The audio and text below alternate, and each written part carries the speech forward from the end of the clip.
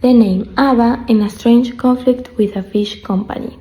The name Abba comes from the initials of Agneta Falskog, born Ulvås, Benny Andersson, and Annie Frid or Frida Lingstam. But it wasn't that simple. In Sweden, there was already a large food company called Abba Seafood, known for canned fish.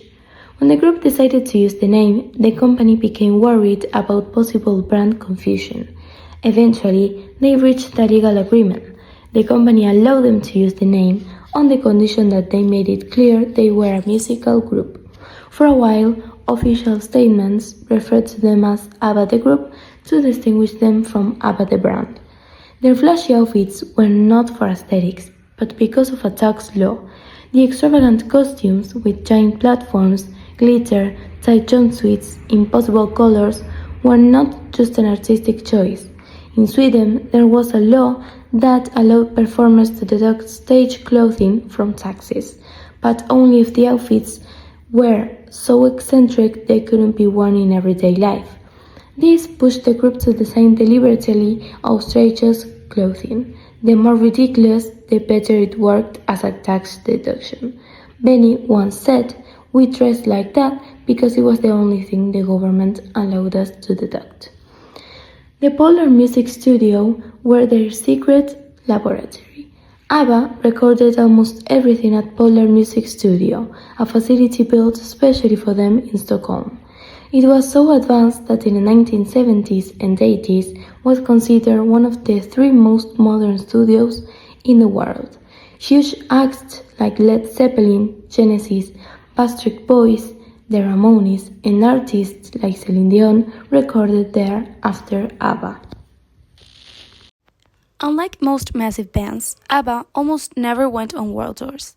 The reasons were: Agneta suffered from a fear of flying, anxiety, and panic attacks. All four had young children and didn't want to be away, and traveling increased tensions within the group. They did only one major world tour in 1979 and 1980, and after that they almost stopped performing live. Benny once admitted, "We preferred being locked in the studio. That's where ABBA really worked." It was recorded in August 1975, but wasn't released until August 1976. But why? Because they knew it was the best song they had ever made and wanted to release it at the most strategic moment and use it as the highlight of their next album. When they performed it live for the first time at a royal wedding gala, the audience was so stunned that it became a media event. It's known as the song that captures ABBA's DNA: perfect melody, complex harmonies, and a shimmering sound. Mamma Mia was not meant to be a single. The group planned to leave it as just another track on the ABBA album. But Australian radio stations began playing it non-stop, to the point where it became the most requested song in the country. Fans demanded its release. Stores were asking for copies that didn't even exist yet.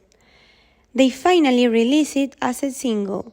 The result became one of the most famous songs and helped open the door to ABBA's worldwide success in the 1970s. When they competed with Waterloo in Eurovision 1974, many juries thought it was too modern. Some criticized it for being too rock. Sweden wasn't a strong Eurovision country, and their costumes were controversial. Despite all that, they won and revolutionized the contest. It was the first time a non-traditional group won. Disco pop was completely new for Eurovision, and their performance is considered the most influential in the contest of history. After Eurovision, ABBA became the most famous Swedish band of all the time. ABBA originally consisted of two couples, Agneta and Björn, who had married in 1971, and Benny and Frida, who had been together since 1969 and married in 1978. But during the peak of their fame, both relationships ended. Agneta and Björn divorced in 1979 and Benny and Frida in 1981. Although they continued working together professionally, the emotional atmosphere became very difficult, and this tension is reflected in several songs, especially in The Visitors, which has a more serious and darker tone. ABBA never officially announced their breakup. Unlike many other bands, ABBA never publicly stated that they were splitting up. They simply stopped recording in 1982, and the music industry assumed it was the end. The group always said that, since they had never formally said goodbye, they wouldn't need to reunite if they ever wanted to return. And they finally did so in 2021 with Voyage, releasing new music almost 40 years later. ABBA released the song Dancing Queen in 1976 and became ABBA's biggest international hit. It is the only ABBA song that reached the first in the United States. Its original working title was Boogaloo because it was inspired by disco music. The melody has influences from George McRae's Rock Your Baby and the European disco sound. Benny and Bighorn have said it's the best song they ever wrote in their entire careers.